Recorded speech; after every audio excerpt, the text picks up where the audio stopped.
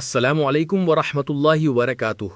تین دعائیں ہیں جو ہمیں حادثوں اور مصیبت کے وقت پڑھنا چاہیے۔ ان تین دعاؤں کو ہم لوگ یاد کر لیں، چونکہ آج کل آپ دیکھ رہے ہیں کہ حادثے اتنے زیادہ بڑھ چکے ہیں کہ صبح کا اخبار اٹھاؤ تو وہ حادثوں سے بھرا ہوا ہوتا ہے۔ کب کیا حادثہ پیش آ جائے نہیں پتا۔ اچھا خاصا آدمی ہے، سڑک پہ چل رہا ہے، اچانک سے دو گاڑیوں میں ایکسیڈنٹ ہوا اور یہ بیچارہ مر گیا، باقی سب لوگ بچ گئے۔ شادی میں سے واپس آ رہے ہیں، سارا خوشی کا ماحول ہے، اچانک جو ہے نا ایکسیڈنٹ ہو گیا، ختم۔ ٹھیک ٹھاک تھے، بالکل کچھ کھایا، گھبراہٹ ہوئی، آدمی چل بسا۔ اور اکثر حادثوں میں کیا ہوتا ہے کہ لوگ معذور ہو جاتے ہیں، یعنی موت تو نہیں آتی لیکن آدمی معذور ہو جاتا ہے۔ کسی کا ہاتھ چلا گیا، کسی کا پیر چلا گیا، کسی کی آنکھ چلی گئی، کسی کی یادداشت چلی گئی۔ اللہ سے دعا کرنا چاہیے کہ اللہ تعالیٰ حادثے سے ہم سب کی حفاظت فرمائے۔ اسی لیے ہمیشہ حادثوں سے بچنے کی ہمیں دعا کرنا چاہیے۔ وہ تین دعائیں کون کون سی ہیں وہ بھی یاد کر لیجئے۔ اللہ کے نبی صلی اللہ علیہ وسلم نے ارشاد فرمایا کہ جب کوئی پریشانی آ پہنچے، ظاہر سی بات ہے پریشانی چھوٹی ہو بڑی ہو اس سے مطلب نہیں، جب بھی کوئی پریشانی آئے، چھوٹی سے چھوٹی پریشانی آ جائے جس میں آپ گھبراہٹ کا شکار ہونے لگے، جس میں آپ ٹینشن میں آنے لگے، تو کوئی بھی پریشانی آ جائے تو آپ یہ پڑھنا نہ بھولیے۔ کون سی دعا؟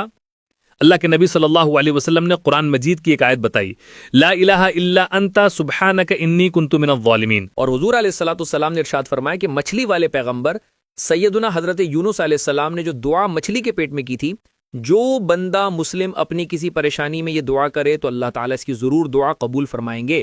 تو لا الہ الا انت سبحانک انی کنت من الظالمین یہ پڑھنا چاہیے، اور پریشانی کے وقت جب ہم اس کو پڑھیں گے تو ظاہر سی بات ہے ایک ہی اللہ تعالیٰ سے دعا ہوتی ہے کہ اللہ اس پریشانی سے ہمیں نکال دے، اس پریشانی کا بہترین بدلہ ہمیں عطا فرما دے، اس پریشانی پر صبر عطا فرما دے، تو انشاءاللہ گھبراہٹ دور ہو جائے گی۔ اور اس پریشانی پر جیسے پیغمبروں کو صبر آ جاتا تھا اور پیغمبروں کا اللہ سے تعلق مضبوط ہوتا تھا، وہ آپ کا ہو جائے گا۔ اور ایک حدیث میں آپ صلی اللہ علیہ وسلم کا ارشاد ہے کہ حضور نے فرمایا، سنو کیا میں تمہیں وہ چیز بتاؤں کہ جب تم میں سے کسی کو زندگی کے کسی معاملے میں کوئی پریشانی یا مصیبت آ جائے پہنچے وہ اس کے ساتھ دعا کرے تو اس کی دعا سنی جائے گی۔ اور وہ میرے مچھلی والے بھائی کی دعا ہے۔ کون سی دعا؟ لا الہ الا انت سبحانک انی کنت من الظالمین۔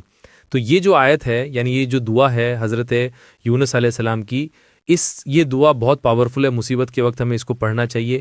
ایک اور حدیث میں آتا ہے، یہ جو عام طور پہ ہم لوگ پڑھتے ہیں ان للہ و ان الیہ راجعون، یہ مصیبت کے وقت پڑھنے کی دعا ہے۔ ہم لوگ اس کو سمجھتے ہیں کہ انتقال کے وقت ہی یہ دعا پڑھی جائے گی، انتقال کے وقت نہیں پڑھی جاتی، انتقال کے وقت بھی پڑھی جاتی کیونکہ وہ بھی ایک آزمائش، ایک صبر والی چیز انسان کے اوپر آ جاتی ہے۔ یہ اگر کوئی دعا پڑھ لے مصیبت کے وقت میں تو اللہ تعالیٰ اس کو اس پریشانی کا اجر بھی دیں گے، اور اس پریشانی کے بدلے میں اس کو بہترین بدلہ بھی عطا فرمائیں گے۔ اور آپ علیہ الصلوۃ والسلام نے ارشاد فرمایا کہ ہر پریشانی کے وقت میں یہ کلمات پڑھو، یہاں تک کہ چھوٹی سے چھوٹی اگر پریشانی تمہارے اوپر آ جائے۔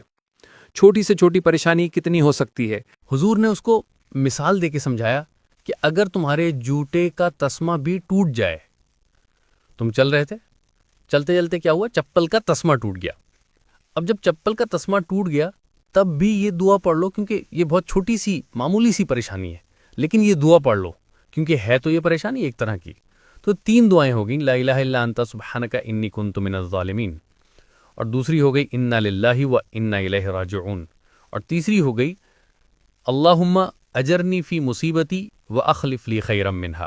ان تین دعاؤں میں سے آپ تینوں پڑھ لو، بہت اچھی بات ہے، ایک پڑھ لو وہ بھی اچھا ہے، لیکن چھوٹی سے چھوٹی مشکل، چھوٹی سوچ، چھوٹی سے چھوٹی پریشانی، چھوٹے سے چھوٹا کوئی ایسا کام جو آپ کی طبیعت کو پسند نہیں آ رہا ہے، ان دعاؤں کو پڑھنے کی عادت بنائیے۔